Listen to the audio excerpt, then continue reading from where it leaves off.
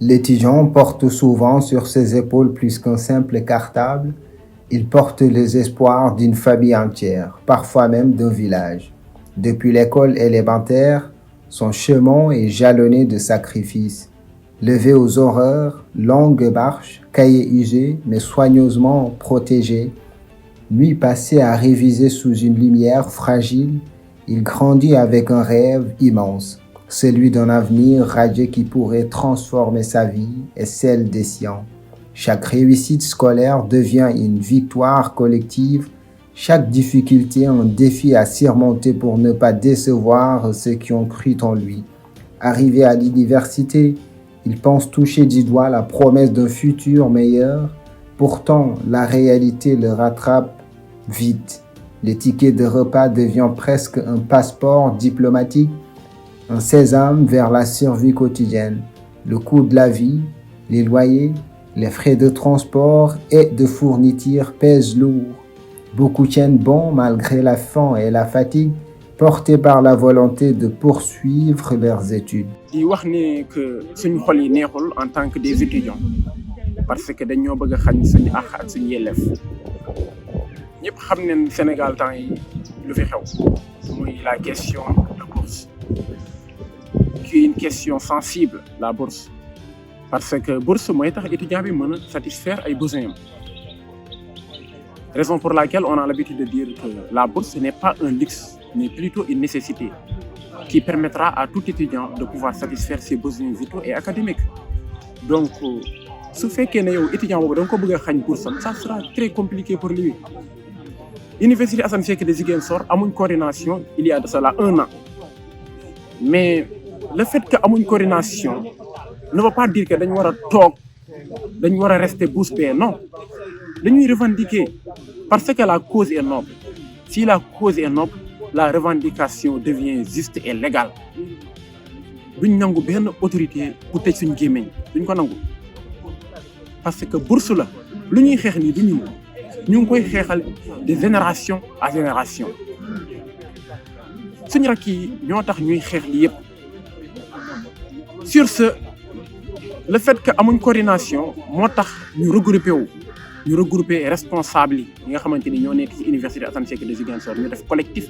des responsables d'étudiants de l'université Assane Seck de Ziguinchor pour xeex injustice bii nii bu ñu regroupé wu décrété nañ GST recteur woo nañu wax nañu nañ bàyyi nee nañ duñ bàyyi parce que la cause est noble duñ bàyyi xëy nañ front nañ fi def nañ lépp mais par la suite dañ woote AG déglu étudiants yi buñ dégloo étudiants yi dañ leen ñu am na suñu ay rakk yi nga xamante ni ñu ngi def rattrapage te Assane Seck ñëpp xam nañ lan moo fiy xew on a subi 3 ans consécutifs yi nga xamante ni session unique la ce qui est d'ailleurs anormal. Étudiants yooyu noonu yi nga xamante ni suñu ay rakk leen ñu nekk fii ci Assane Seck de Ziguinchor ñooñu ñaan à ce que ñu may leen la possibilité ñu mën a def seen rattrapage car buñ defu rattrapage dañ leen di dóor session unique ñun loolu lañ leen di bañal moo tax on a décidé de suspendre notre mot d'ordre exiger à ce que ñu ubbi restaurant bi mais tey bu ñu xëyee dañ fekk ne dañ tëj restaurant bi c'est ce qui est anormal. tey dañu ñëwoon pour waxtaan ak yéen ci wàllum crise bi nga xam ni maanaam jàmmaarloo yi nga xam ni ñu am biir université lan moo ko waral ndax dégg nañ ci réseaux sociaux yi ñu bëri di yëkkati ay kàddu jëmale ko ci bourse yi mais dañuy wax ak li am demeewul noonu dafa am benn problème mooy le ministère de l'enseignement supérieur maanaam ki ñu dénk wàllum njàng mu kaw mi dafa woote ab jataay le 2 et 3 février 2026 ñu lañ waxtaanee bourse yi mais au sortir de cette rencontre dafa am ay décisions yoo xam ne dafa ko jël te bi mu koy jël laajul accord étudiants yi te étudiants yi ñëpp xam nañ ni ay parties maanaam intégrantes la les principaux concernés mën naa ko wooyee loolu ñoom laajul leen seen avis ñu gis ni mu jël décision yi mu jël noonu benn ci la maam mooy étudiants yi nga xam ni maanaam njàngaan yi nga xam ni seen i papa wala seen i yaay ay fonctionnaires la maanaam ñuy liggéey état ñooñu nee nañ dootuñu am bourse. beneen bi mooy étudiants yi nga xam ni dañoo jàll am passage conditionnel boo ko déggee mooy selon le système LMD étudiant bi pour mu jàll dans une classe supérieure dafa war a am ce qu'on appelle 60 crédits mais bu ko amul à défaut de 60 crédits bu amee 42 mën na jàll bu demee mottali léegi nag selon cette réforme étudiants yooyu nga xam ne dañuy dem passer en phase conventionnelle dañuy wàññi seen bourse bi donc loolu mooy yi nga xam ne daan ko moo xaw a laal étudiant licence yi ak licence 3 yi nga xam ni tey dañoo supprimer rappel léegi rappel bu ñu ko supprimer problème bi mooy étudiant master 1 yi nga xam ne ñoom seen licence 3 gis ñu woon rappel dañoo war a jot rappel li ko waral mooy léegi da nga ñëw première année nga am sa bourse wala boo fekkee amoo mention nga dem deuxième année ñu rappel la bourse première année bi au cours de l'année de la deuxième année au cours de l'année ngay jot sa rappel ba pare sa deuxième année nga dem L3 boo demee licence 3 danaa la yow sa bourse dagg nañ da ngay dem ba master ñu doon la kaa fayat léegi nag étudiant boobu noonu moom même bu fekkee licence 3 bi 24 mois la wala 36 mois moom du jot bourse day continuer di jàng sans bourse léegi nag moom bu demee ba master 1 il a droit à un rappel maanaam ñu fay ko bourse bi nga xam ne bourse licence 3 léegi nag ñu ngi dégg ñu bëri di naan étudiants yi dañuy am seen licence 3 toog di xaar sélection léegi moment boobu ñu ngi jot rappel c'est archi faux faut demander aux étudiants yi nga xam ne ñu ngi master 1 ba xam ñoom daaw jotoon nañu rappel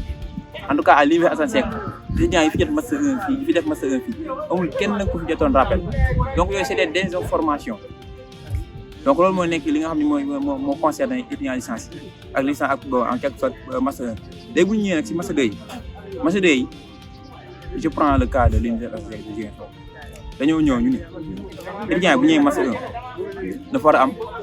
65 000 la war a percevoir chaque fin du mois mais gars yi dañ lay fay 40 000 ñun la boo demee master 2 ñu rappelle la 25 yooyu moom somme bi dafay nekk 300 000 mais étudiants yi dañoo inscrire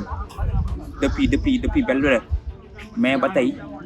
ñu si bëri si ñoom jotuñu seen rappel boobu. Pendant ce temps, les discours officiels promettent souvent des lendemains meilleurs. Avant leur installation, les autorités évoquent des horizons de progrès et de bien-être pour les étudiants. Une fois en place, pourtant ces promesses semblent parfois s'éloigner. Les revendications estudiantines deviennent une goutte d'eau dans l'océan de priorités. La frustration monte, les tensions s'accumulent et trop souvent la répression s'impose comme réponse. bi ñu teniree benn rencontre avec jëwriñ ji nga xam ne moom mooy wàllu bourse yi ñu naan ko le directeur des bourses Jean-Amédée Diallo mënuñu au mois de février dinaa leen fay seen 300 000 yooyu noonu dinaa leen ko fay on est aujourd'hui le 14 février ba tey jotuñu suñu 300 000 yooyu noonu d'ailleurs problème bi sax looloo tax mu tudduwaat bokk na ci li nga xam ne mu tudduwaat ba tey 300 000 yi nga xam ne ñoo ko moom fayuñu ko. bourse moom ñëpp xam nañ ne bourse mooy jàppale étudiants yi parce que les conditions de vie ne sont pas les mêmes étudiants yi ñëpp xam nañ ne étudiants partie lésée la les étudiants sont vulnérables ki nga xamante ni dafa jógee d'un endroit à un autre soxla na bourse mooy tax mu mën a satisfaire quelques besoins xam nga ne étudiant bi nga xamante ni il est âgé de 25 ans par exemple mëntoo ay parents di leen laaj quoi que ce soit kooku ci bourse am la soxla pour mën a régler ay mbiram donc bourse moteur indispensable pour l'étudiant de pouvoir satisfaire ses besoins vitaux donc c'est sensible kenn waru cee kaf bourse mën nga kafee lu ne sauf bourse le président de la république wax na ko nee na ci bourse am la doon jël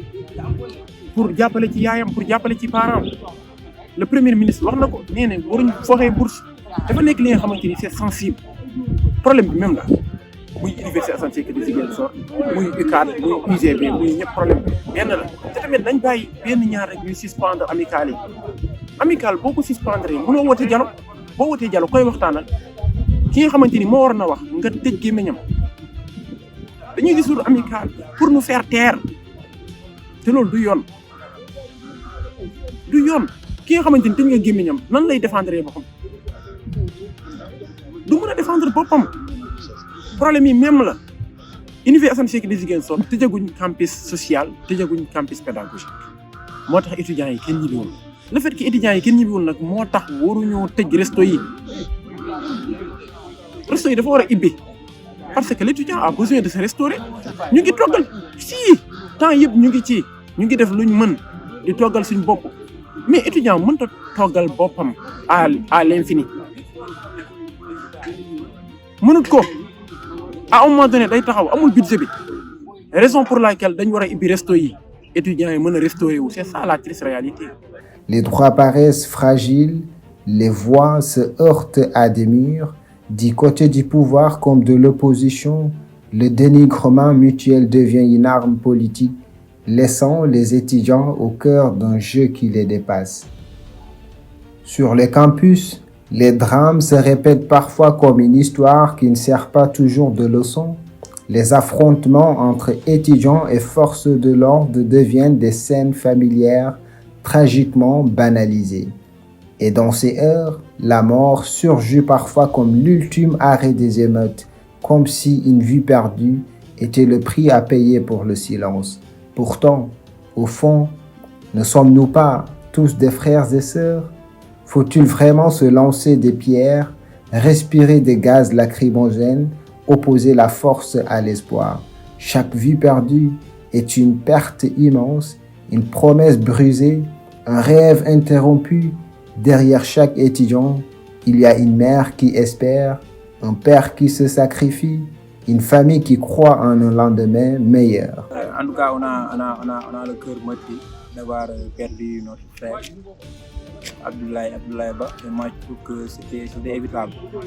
Donc par rapport aux bavures policières, on a le corps tordu de douleur. C'est que nous avions pensé qu'en 2021, on n'allait plus parler de ça. Donc cela explique encore une fois que le respect des franchises universitaires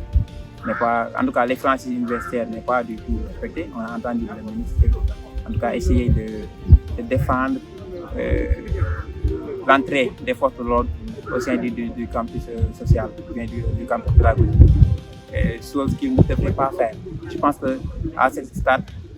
il faut essayer en tout cas de tenir des propos qui ont tendance à unir en tout cas les parties prenantes, mais pas chez les gens de propos. Pour terminer, moi, en tout cas, de lancer un appel solennel suñu autorité suñu autorité donc mu nekk autorité relative wala ñi nga xam ne ñoo nekk ci université bi ñun jàmm rek lañ bëgg jàng lañ bëgg te université ñoom tey place yi ñu toog ñun bëgg nañu après d'ici quelques années ñu toog fa donc ñun ñaanuñu yàlla nekk ci université bi de manière continue donc ñeneen ñaan daal si cadre dialogue bi nga xam ne ñoom ñun ñu leen ciy woo ñoom ñu fekk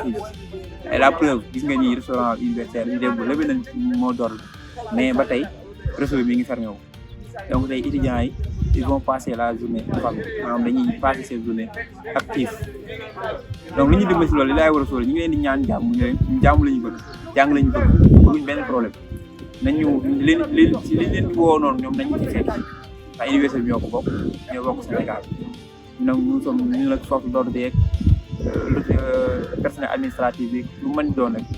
sauf des frais bu affaire yi waaye jàllee ñu ñooy àndaat ñu tegaat ñaan ñu ñooy nekkaat ay kon nañ rafetlu suñu diggante